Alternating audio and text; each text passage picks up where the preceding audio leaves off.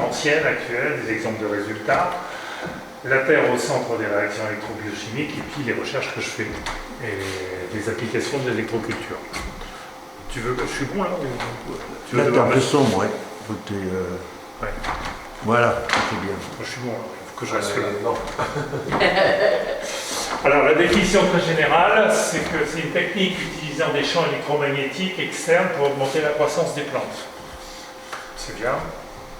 Et les techniques, enfin, les courants électromagnétiques, etc., sont décrits à l'heure actuelle parce qu'ils sont dangereux. On travaille sur des zones électromagnétiques qui sont très très faibles et voire qui rentrent dans le paysage électromagnétique de la Terre. Alors, la simulation peut se faire dans les parties racinaires ou dans les parties aériennes des plantes. Je le détaillerai un peu tout à l'heure. La stimulation peut faire avec des aimants, c'est ce qu'on appelle la magnétoculture. D'accord. Et puis la stimulation peut faire avec des sons, donc ce qu'on appelle des protéodies. C'est ce qu'on appelle la sonoculture. Alors les protéodies, c'est un terme qui prend protéines et mélodie. Protéines et mélodie, ça donne protéodie. Et ce qui fait partie des recherches qui ont été faites par quelqu'un du CNRS, qui a trouvé des mélodies qui permettent de stimuler ou d'arrêter ou de bloquer des protéines, soit des êtres vivants, on va dire, soit des plantes, soit des humains, etc. Et compagnie. Voilà, donc ça fait quand même partie de l'électroculture. L'histoire de l'électroculture commence au moins dans les sources écrites, dans les livres et compagnie, au XVIIe siècle, et à peu près jusqu'au XXe siècle, c'est-à-dire à les années 1920-1930. Dans les 1930, la technique est tombée en désuétude, je vous expliquerai pourquoi tout à l'heure, par la puissance des lobbies, des engrais chimiques et des produits phytosanitaires, qui ont dû arrêter avec vos machins, vos appareils bizarres et étranges. Moi, avec ma poudre magique, hop, je fais pousser les plantes, et puis c'était l'utilisation des engrais chimiques, etc., qui ont été déversés sur les champs, et vous en connaissez les conséquences à l'heure actuelle. Voilà. Donc on va passer en bataille fort. L'électroculture, c'est dans le monde entier, entre 1745 et 1910, à peu près 450 chercheurs. Donc c'est pas rien. Il y a eu des congrès mondiaux annuels. En France, c'était le ministère de la Guerre qui se chargeait d'organiser ces congrès et qui était très intéressé par l'électroculture parce qu'on était dans les années 1910, etc. Il y avait là encore la famine en France et il fallait trouver des moyens pour augmenter les rendements. Et pourquoi le ministère de la Guerre? Parce que qui dit la guerre dit des soldats, les soldats, il faut leur donner à manger. Donc c'était eux qui étaient un peu moteurs dans toutes les recherches scientifiques qui étaient faites à l'époque.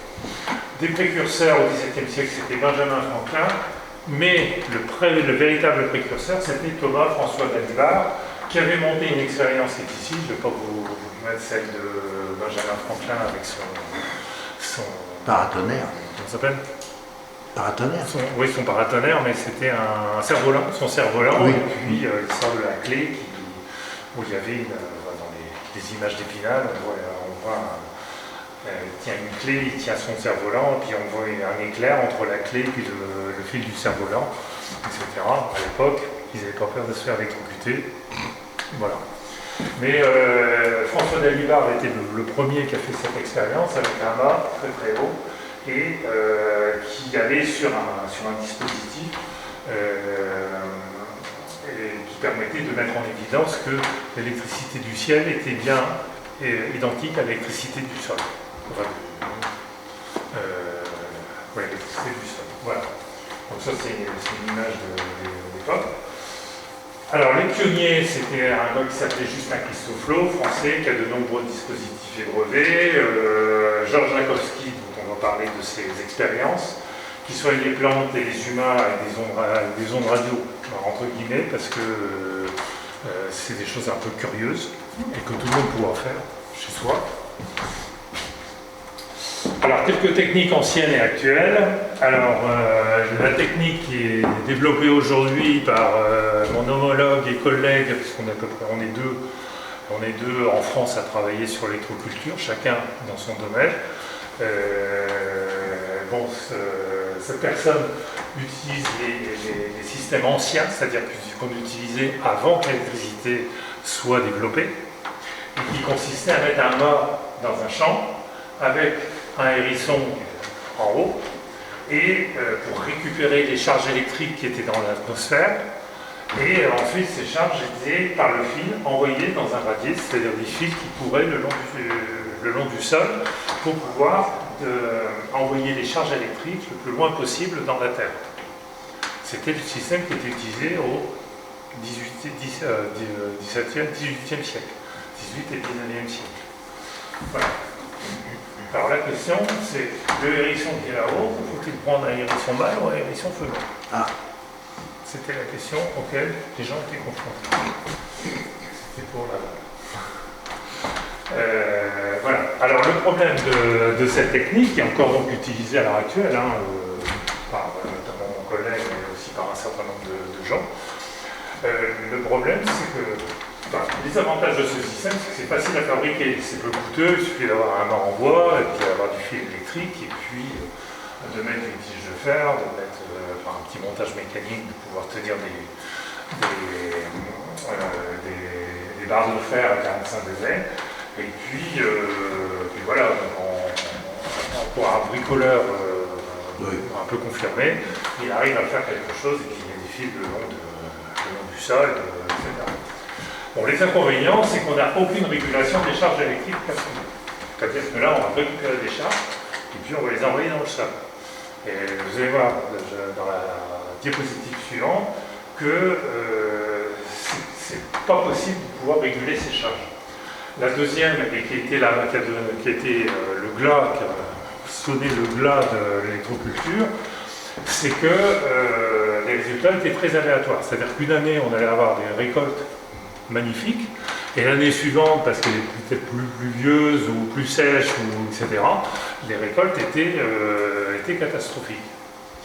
Donc c'était pas un moyen, ils se sont aperçus que c'était pas un moyen qui était facile à gérer et à réguler. Et avec l'arrivée des chimistes, donc les engrais chimiques sont arrivés sur un terrain qui était quasiment conquis, surtout les années où il n'y avait pas eu de résultat. Alors, résultat propalatoire, pas de zone témoin, c'est-à-dire qu'en fait, l'intérêt de l'électroculture, c'est de pouvoir avoir une zone d'un côté et une zone pas très loin, le plus près possible, où on ne fait pas d'électroculture, et de pouvoir comparer les différentes croissances des plantes.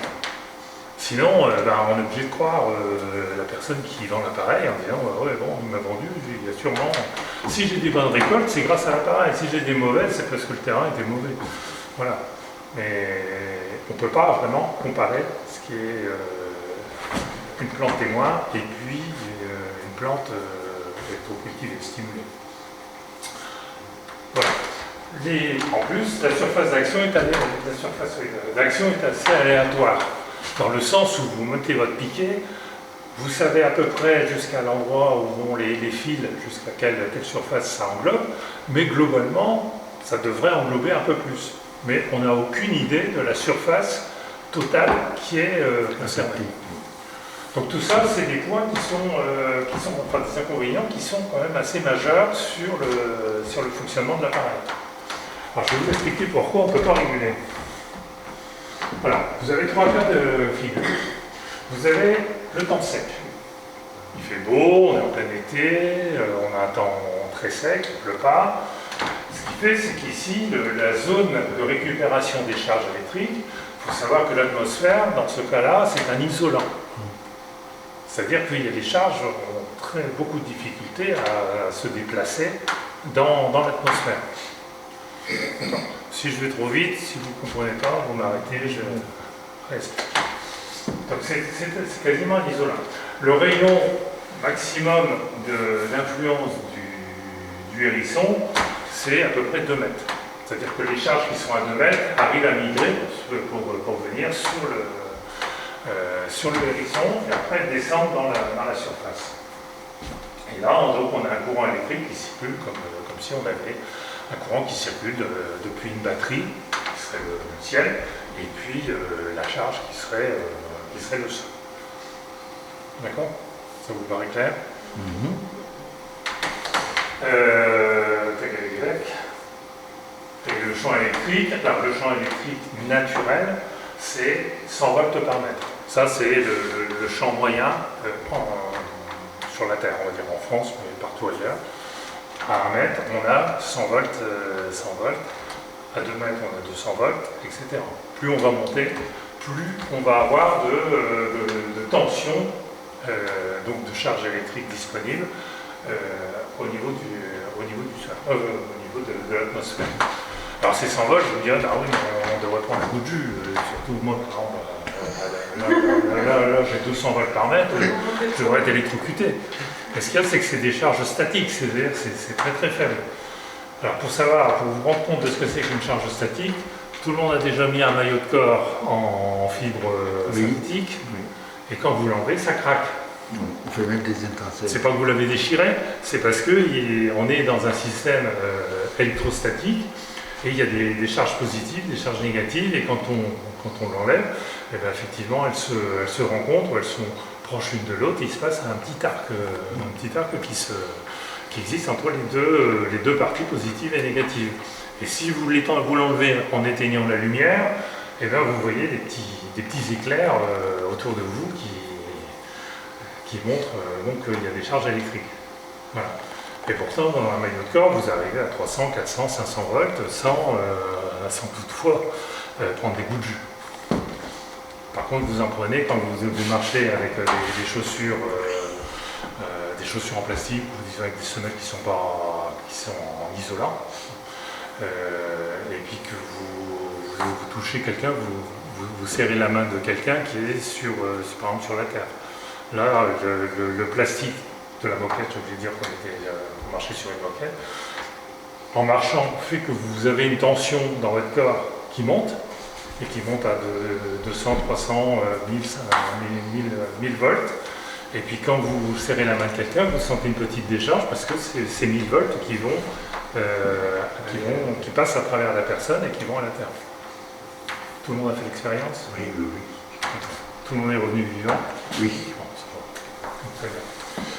Donc ça, c'est le cas par concept. Maintenant, par contre, par temps humide, déjà, la tension par mètre, elle est beaucoup plus basse. On tombe à 10 volts par mètre, 20 volts, 30 volts, etc. jusqu'à la ionosphère.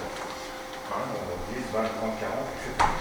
Et par contre, comme l'humidité rend conducteur d'atmosphère, ce qui se passe, c'est que le rayon où le hérisson peut aller chercher des charges, est plus grand. Là, j'ai pris une valeur 10 fois plus importante, donc on a à peu près un rayon de 20 mètres. D'accord? Parce qu'on n'est plus dans un isolant, on est dans un mauvais conducteur, par l'humidité. D'accord? Et là, on a encore ce courant électrique qui descend et qui va dans la Terre. Alors maintenant, le cas le plus difficile, enfin le plus dangereux, on va dire, c'est quand il y a de l'orage. Parce que là, la tension passe de 100 volts par mètre, elle peut passer à 1000 volts par mètre. Alors c'est des valeurs qui sont moyennes. Bon, ça peut être plus ou moins suivant où on se trouve par rapport à l'orage. Et 1000 volts par mètre, ça veut dire 2000, 3000. Donc on monte très très haut en tension. Et donc en fait les charges, on va les chercher jusqu'à 200 mètres. Pourquoi? Parce qu'on ne parle pas d'orage sec, mais d'orage avec de la pluie et compagnie. On peut aller chercher, et donc l'atmosphère est de plus en plus conducteur, on va aller chercher des charges le plus loin possible. Et grâce à ça, on a des courants électriques qui sont énormes et qui peuvent aller jusqu'à griller les plantes qui sont en train de pousser. Et c'est pour ça que 2 années ne sont jamais pareilles, enfin, dans le cadre de l'utilisation des mâts, parce qu'on peut avoir soit un champ électrique trop faible, parce qu'on a eu trop d'humidité, soit un champ électrique qui a été dévastateur, parce qu'il y a eu des orages très violents. Voilà. Donc c'est un système qui marche bien, mais trop aléatoire. Si vous avez des questions, n'hésitez pas. Alors là, je vais vous parler un peu de ce qui se passe dans le sol. Bon, dans le sol, vous mettez des déchets sur le sol, un peu dans le même principe que la permaculture, vous mettez vos déchets, donc vous mettez de l'herbe, vous mettez des éléments végétaux à décomposer, etc. Les vers de terre vont se charger, les vers de terre et puis les autres animaux de la même taille vont se charger de décomposer tous ces déchets. Ils vont faire, en même temps, ils vont relarguer leurs excréments, qui sont de la nourriture pour un certain nombre de micro-organismes, qui vont transformer eux-mêmes ça en réaction, en molécules, en chaînes moléculaires les plus petites possibles, etc. On n'est pas quand même au niveau des atomes et des chaînes moléculaires, et qui vont permettre à la Terre de se transformer en humus. Ensuite, on a d'autres micro-organismes qui vont se nourrir de cet humus et vont recréer, au travers de leur déjection, des nutriments qui vont se réassembler en autres molécules. Et ces autres molécules sont absorbées par les champignons, ce qu'on appelle les mycorhizes, c'est-à-dire tous ces filaments blancs qui se trouvent dans la terre, par les mycorhizes qui sont aussi dans le plan racinaire. Et c'est les mycorhizes qui vont servir d'interface avec les racines, les radicelles. Donc en fait, on a une décomposition et ensuite une recomposition de nutriments. Et tout ça dans de l'eau. Parce que la Terre, a une quantité d'eau qui est très importante. Voilà. Quand on met des engrais chimiques, ce qui se passe, c'est qu'on va mettre ça directement, puisque ce sont des produits qui sont directement assimilables par les mycorhizes et par les racines. Donc elles vont arriver ici et elles vont pouvoir nourrir la plante. Ce qui fait, c'est que la plante va en profiter et va avoir une bonne croissance. Par contre, à force de mettre des engrais chimiques, on va tuer ces micro-organismes, on va tuer cela, on va tuer les vers de terre par empoisonnement et effectivement, on va avoir une terre morte. Ça veut dire que si tout ça ne fonctionne plus, si on ne met pas d'engrais chimiques, il n'y a pas de nourriture pour les plantes. Donc il n'y a pas de croissance. D'accord? Donc voilà le problème. Alors, bien sûr, ce n'est pas la première année qu'on met des engrais chimiques qu'on va tuer toute la vie microbienne. Il faut des années, etc. Et c'est pour ça qu'aujourd'hui, par exemple en Beauce, on trouve dans les champs, on trouve des grandes zones de l'ordre de quelques mètres de diamètre, il n'y a plus rien qui pousse. Même en mettant de l'engrais chimique, il n'y a plus rien. Parce que c'est mort, encore plus mort que mort. D'accord? Alors maintenant, comment agit l'électroculture? Alors là, on a toujours nos éléments à décomposer, on a nos vers de terre, on a nos micro-organismes qui arrivent à faire donc, dans l'eau une espèce de sauce avec ces grandes molécules qui ont été décomposées par les micro-organismes, et donc pour arriver à l'humus. Et ensuite, on a ces nouveaux micro-organismes qui recommencent et qui font toute la chaîne que j'explique. Et là, on apporte des charges électriques ici, externes, au niveau de l'eau. Et ce qui va se passer, c'est que l'eau, donc qui contient, c'est même plus de l'eau, c'est de la soupe, puisqu'elle contient toutes ces molécules en suspension, hein, elle va se décomposer par un phénomène tout à fait normal qu'on appelle l'électrolyse. Elle va se décomposer et elle va permettre de pouvoir continuer toute la chaîne jusqu'aux racines et aussi réactiver aussi toute la partie microbienne, etc. C'est-à-dire de mettre des conditions de vie de toutes les molécules, de tous les micro-organismes qui va être excellent pour elles. Donc elles vont se développer.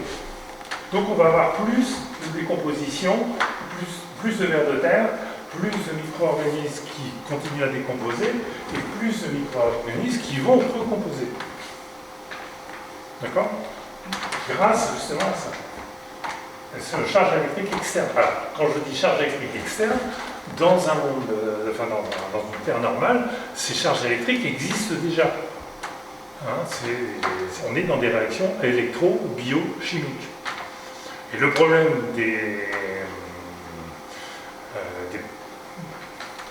comment on dit, des pédologues.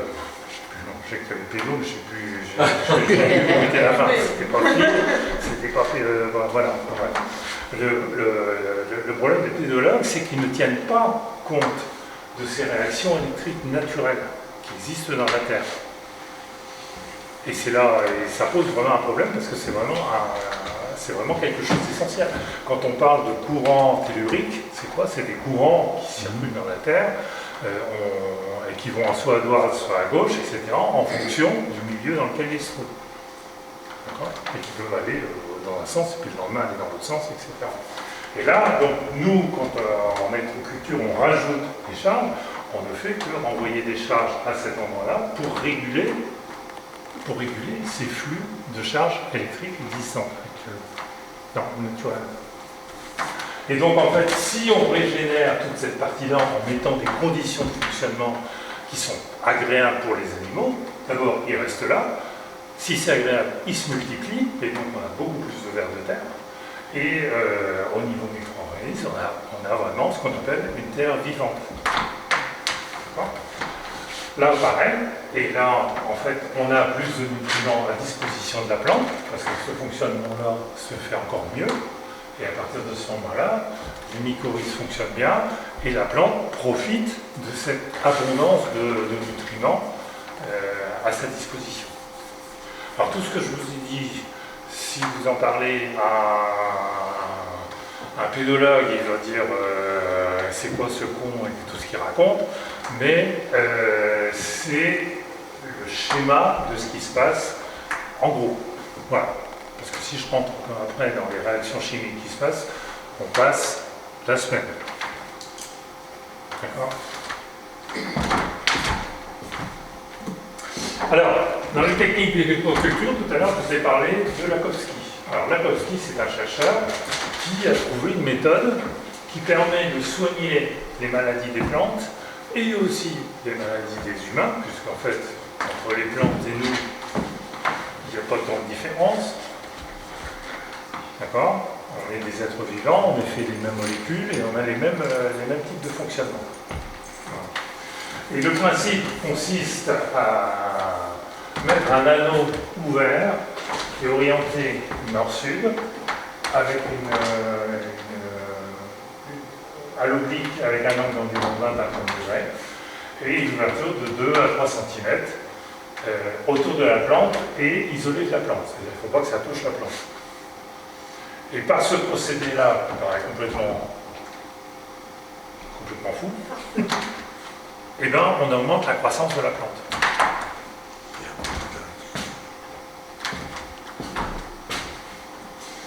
Alors voilà un exemple, vous avez deux pots, un pot équipé d'un brin en fil de fer qui est isolé des plantes et avec un entrefer là, et puis une plante normale.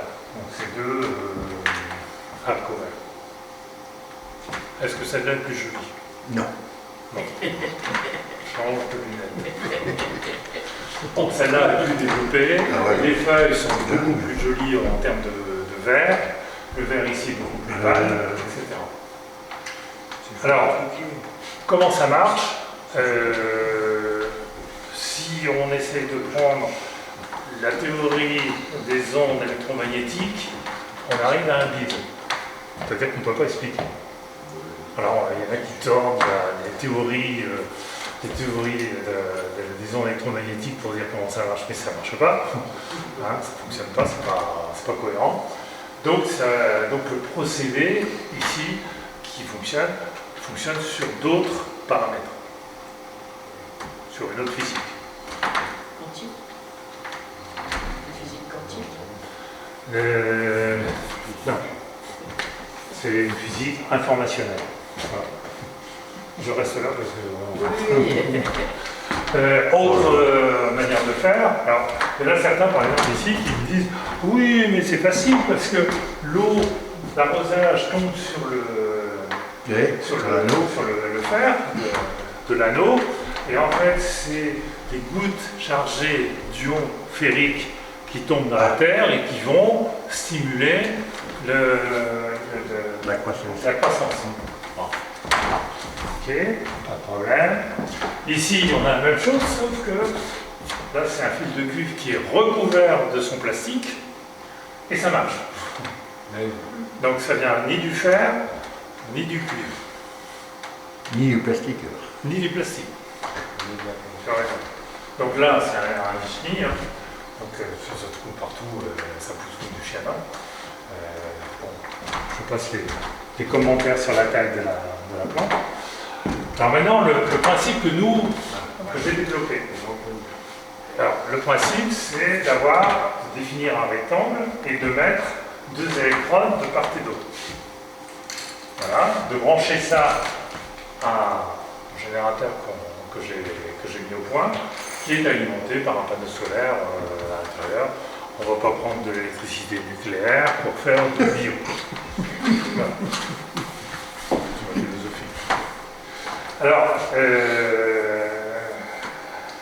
qu'est-ce que je voulais dire? Ouais. Donc ici, on définit en fait notre rectangle et on vient faire passer au travers de l'appareil des champs électriques qui vont aller d'une électrode à l'autre dans tous les sens et qui vont donc créer. Alors, ces champs électriques sont calibrés de telle façon à réguler les flux électriques qui vont à l'intérieur. Voilà. Donc, on résout le problème de l'orage. D'accord ? Et donc, grâce à ça, on augmente la quantité de charge électrique et d'électricité dans le sol. Et pour revenir au schéma tout à l'heure, on vient stimuler la soupe qui contient toutes ces macromolécules et on vient régénérer la terre. Et on vient permettre aux plantes d'avoir plus de nutriments, donc de pousser beaucoup plus. Okay. Alors, les avantages de cette technique, c'est que la zone stimulée elle est bien définie, puisqu'en fait, elle est définie par les 2 électrodes qui sont côte à côte. Alors, j'ai oublié de dire un truc, c'est que les 2 électrodes sont placées à l'est et à l'ouest. Ah oui. Pourquoi? Comment? Pourquoi? Ah, j'attendais la question. C'est comme les églises. Alors, C'est pas vrai. vous savez que le champ magnétique part du nord magnétique, et non pas du nord, qui est au nord géographique, et non pas le contraire, parce que certains qui disent que c'est le contraire, et qui va, et qui passe autour de la Terre, jusqu'au sud magnétique, qui est en bas, en Antarctique. Donc on a un champ magnétique qui est comme ça.